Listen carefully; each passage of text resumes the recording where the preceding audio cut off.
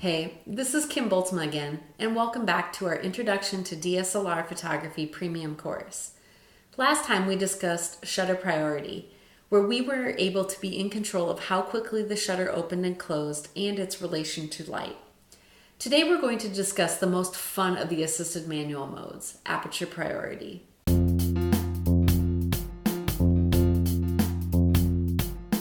Aperture priority is the mode that truly allows you to be in control of the light. In this mode, the camera lets you control the opening of the aperture or the diameter of the lens opening. A camera's aperture works very much like our eyes.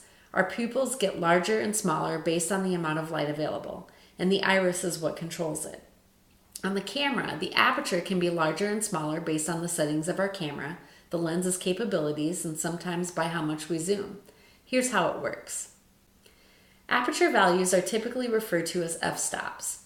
Here, we start with an f2, which has the widest aperture opening, meaning it lets in the most light. Then we go to an f2.8, where the aperture is still large but smaller than an f2. The next number is an f4. Notice the pattern where every other number doubles in value. It helps to remember the f-stops later. Aperture values go below f2. Some are f1.2 and let in a great deal of light. Let's actually see this in action. I have an older Nikon lens here, the 85mm f1.8. The cool thing about this old lens is that I can manually adjust the aperture on the lens so that you can see what's going on when you change the aperture values. If I'm at f16, see how small the aperture is? Then I go to an 11, and an 8, 5.6, a 4, 2.8, and then a 1.8. Now I'm letting in a ton of light. You might be thinking, why doesn't my 18 to 55mm lens go down to a 1.8? Lenses can tell you a lot of things, from focal distances to aperture settings. When you look at a lens, you see things like 18 to 55mm. We talked about this before. Remember that smaller numbers like 8 to 18 usually indicate wide-angle lenses. Larger numbers like 70 to 200 say that you can zoom. Well, let's go back to that 18 to 55mm lens, or whatever lens you might have with you that has a variable aperture value. You also will see something like 1:3.5 to 5.6. What this means is that when you are at 18 millimeters, completely zoomed out at your widest angle of view for that lens, the lowest you can set your aperture is f3.5. On the same token, if you're at 55 millimeters, zoomed in as far as that lens will go, the lowest you can set your aperture value is f5.6, which makes some of these lenses less desirable in low light situations. Now you might be thinking, well, I need to get me some lower aperture lenses. Now don't go thinking that this is necessary in achieving good photography in low light situations, because it's not. Buying lenses with these wider apertures isn't always the cheapest, and they might not get you the results you think you're going to get. Let's throw my 50mm 1.4 lens on my camera and see what happens. I start with an aperture value of f10 and shoot some pictures of our tree's fall leaves. Notice how most of the leaves are in focus, even though it was a fairly windy day. Even at f10 and an ISO of 400, the camera chose to use a shutter of a 1/25th of a second. I move the aperture down to 5.6 and the camera adjusts the shutter to 1/400th of a second. The light hasn't really changed much, but notice how less of the leaves are in focus now.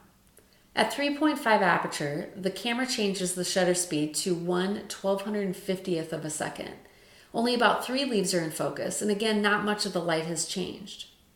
When I switch the aperture down as low as it goes for this lens, 1.4, only 1 leaf is in focus, and the camera has used a shutter speed of a 6400th of a second. So you see, wider aperture values have the consequence of less being in focus in some situations. Aperture works like this.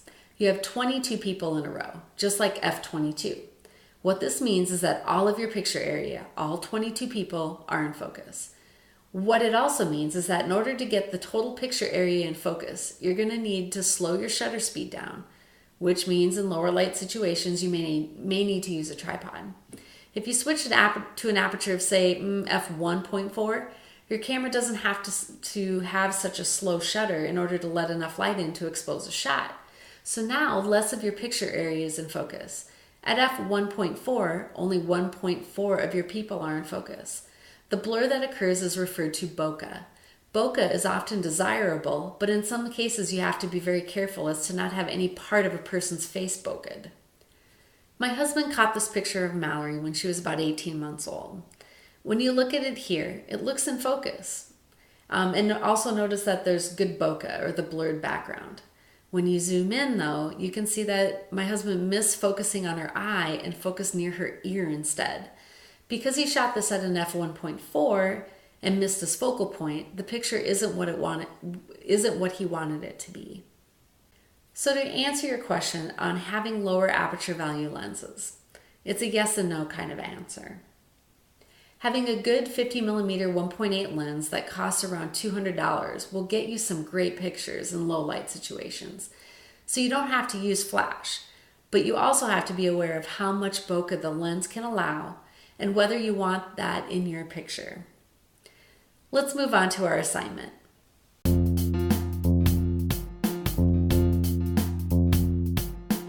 Today I want you to go out and practice taking pictures using your different aperture values. Pay attention to what's happening to your shutter speed when you change the aperture value. Also, look at how changing your ISO also affects the shutter speed and the amount of light in your picture in conjunction with your ISO. I know this is a lesson on aperture, but my goal for you is to start thinking about how all of these things affect each other, because next time we're going to talk about the exposure triangle and how aperture, shutter speed, and ISO all interact before moving on to the manual mode. I'm Kim Boltzma, and thanks for watching.